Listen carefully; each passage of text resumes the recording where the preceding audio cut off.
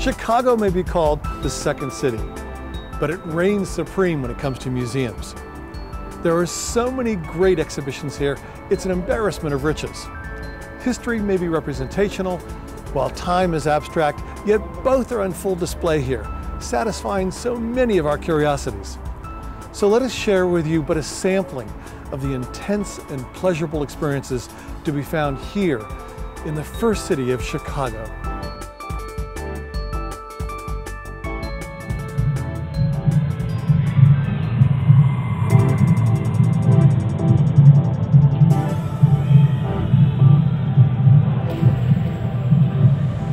Science and Industry is the largest science museum in the Western Hemisphere. We've been around for more than 80 years, and we have 14 acres of exhibit space here at the museum. If you have not been to the Museum of Science and Industry in the last 3 years, you have not seen the Museum of Science and Industry. We have completely reinvented the museum and have redone more than 75% of our exhibits on the floor. The tornado is a 40-foot tornado that you actually get to manipulate, so you can adjust the force and intensity of the tornado in our Science Storms exhibit. But then, of course, you cannot leave the museum without seeing our U-505 submarine. It's a really compelling true story of the capture in 1944 of a German submarine by the U.S. Navy.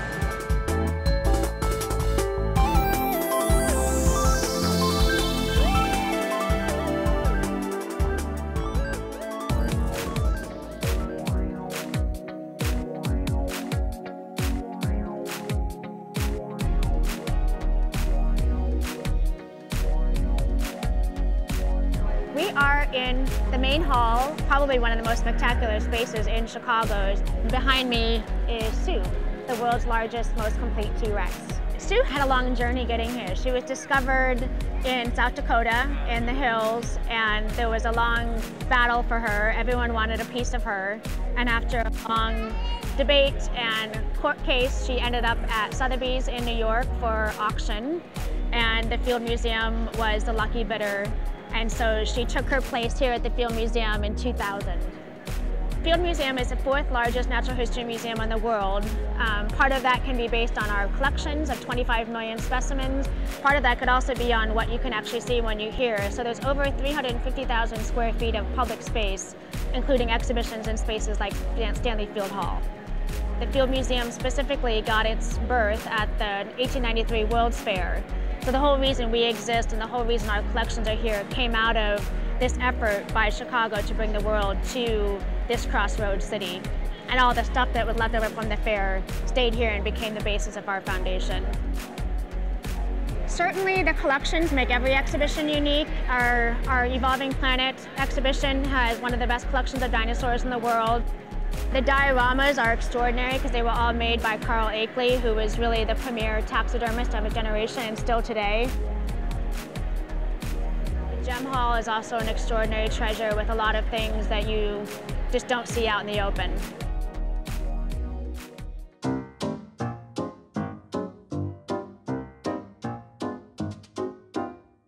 The Art Institute came into being in the late 1800s.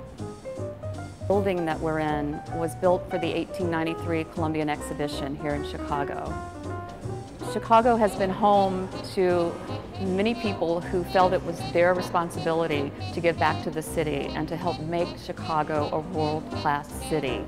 And those same people were the ones who were going out and seeing the art that was being created around the world, and they were building their own collections, but also working with the museum and establishing this permanent collection of the museum that rivals any great museum in the world.